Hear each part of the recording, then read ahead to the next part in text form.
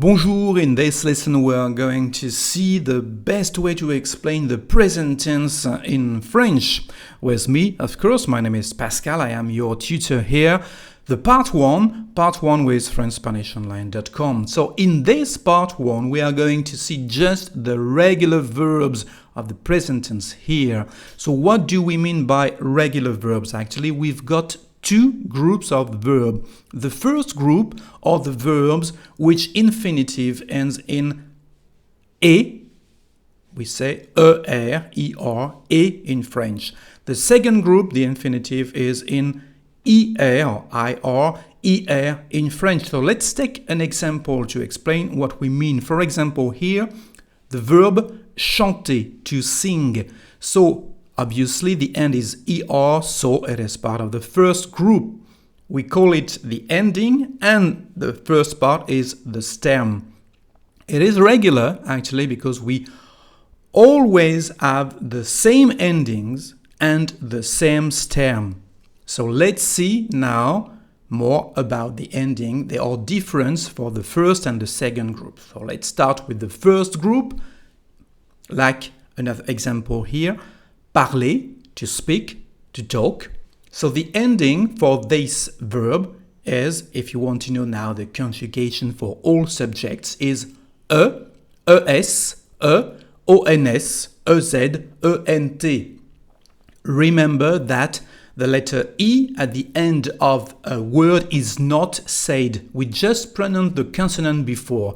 So you need actually to know that, this conjugation, for writing purpose. Here we've got our verb with the stem. Let's just add the ending and we have je parle.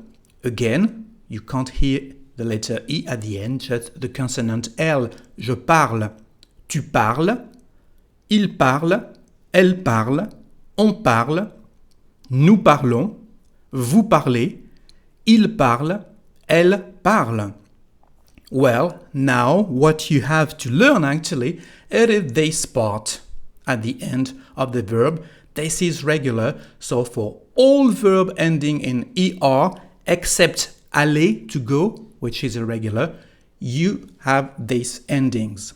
Well, let's speak now about why we have so many subjects here and explain the meaning of them. Well, some of them are obvious. Je means I, il means he, elle means she, and nous means we. So what about the other one? So first, tu means you, but for people you know. That's why we call it informal. For family, for friends, for people the same age. Tu, you. If you want to better the pronunciation of the letter U in French, there is a video for that. Vous now. Vous means actually several things in French. First, it can be the plural of tu, so again informal, but with several friends, several family members. Plural of tu. The second is formal now and singular for a person you don't know or you want to show respect. For example, your boss, your teacher, your director, or someone you don't really know. You can use vous. And finally, it is also the plural of the second form, so the plural formal, and we also use vous in this case. So what about on now? On is like more or less one in English, but actually we use it for we. And it is very common actually, and it's why it's interesting to use this subject. It is very common to use on instead of nous in French when we speak. And to say they, we've got two forms, a masculine and a feminine. As you can hear, we don't pronounce the letter S at the end, so the pronunciation is the same like il and elle for the singular form. So we say il and elle to say they in French. So now we know a bit more about all these subjects in French. Let's see more examples. The verb chanter, to sing. So again, we've got our ending and our stem. and the conjugation will be je chante. As you can hear again, we don't pronounce the final E, just the T before. Je chante, tu chantes, il chante, elle chante, on chante, nous chantons, vous chantez, il chante, elle chante. Okay, with the regular endings for this category of verb, the first group ending in ER. This example now, écouter, to listen, is interesting because we've got a vowel for the first letter and we are going to have some liaison with the subject. Again, our stem, our ending, and we've got here the conjugation of this verb. J'écoute, tu écoutes. Tu écoutes is interesting because most of the time when we've got a vowel just after tu, we don't pronounce the letter U. We just say t'écoutes, like T apostrophe and the verb. T'écoutes. It is when we speak. When you write, of course, it's better to say tu écoutes. But you can say t'écoutes. Il écoute. Here, as you can also hear, we've got a liaison. Il écoute. Elle écoute. On écoute. On écoute. Nous écoutons. The liaison is like the letter Z, Z here. Nous écoutons. Vous écoutez.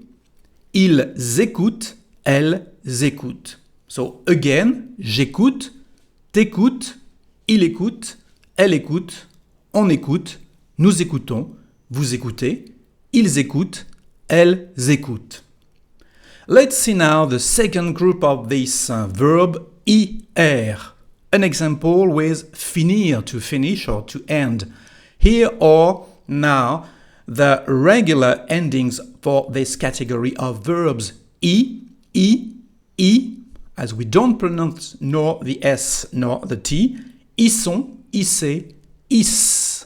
And anytime we never pronounce the ENT when it is a verb, just the consonant before, so here S. So let's see now our example. We've got our stem, our endings, and the pronunciation is je finis, tu finis, il finit, elle finit, on finit, nous finissons, vous finissez, ils finissent, elles finissent. Okay? And it is again here regular. Let's see more examples with the verb obéir.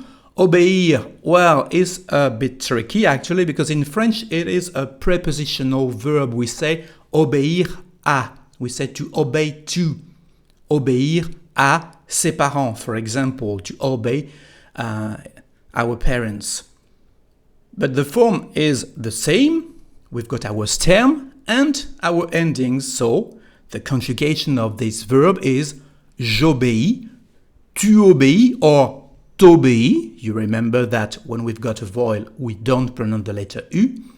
Il obéit, elle obéit, on obéit, nous obéissons, vous obéissez, so the same liaison like a Z. Ils obéissent, elles obéissent. Another example with fournir, to furnish or to provide.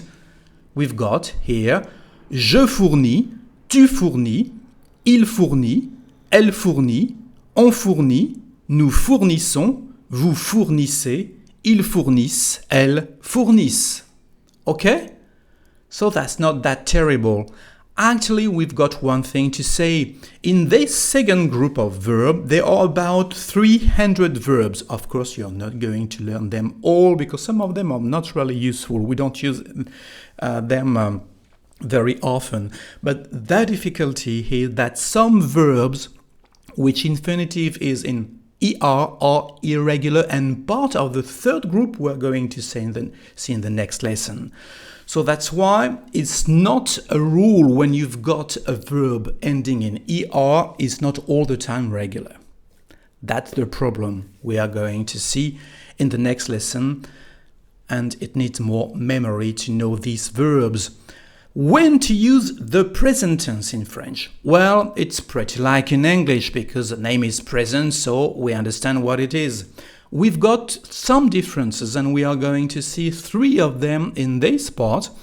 and how to use and when to use the present tense in French. The first difference is we can use it in French for a current event instead of the present continuous. For example, if you want to say he is singing, well, in French you can just say he sings, il chante, and it is present continuous too. We've got a proper present continuous and there is a lesson for that, but just to know that we can also use the present tense in French instead of the present continuous. The second difference is for future events. It is very common when we speak to use the present tense for a future event in French. Demain, Paul chante à l'opéra. Tomorrow, Paul will sing at the opera. So instead of the proper future tense in French, you can also use the present tense. We understand this is a future event because we have the beginning of the sentence, demain, tomorrow. So of course you know. But you can also, and this is one thing you need to know, use the present tense for future events. And finally, instead of the present perfect continuous, we also use the present. Il chante depuis 1 heure.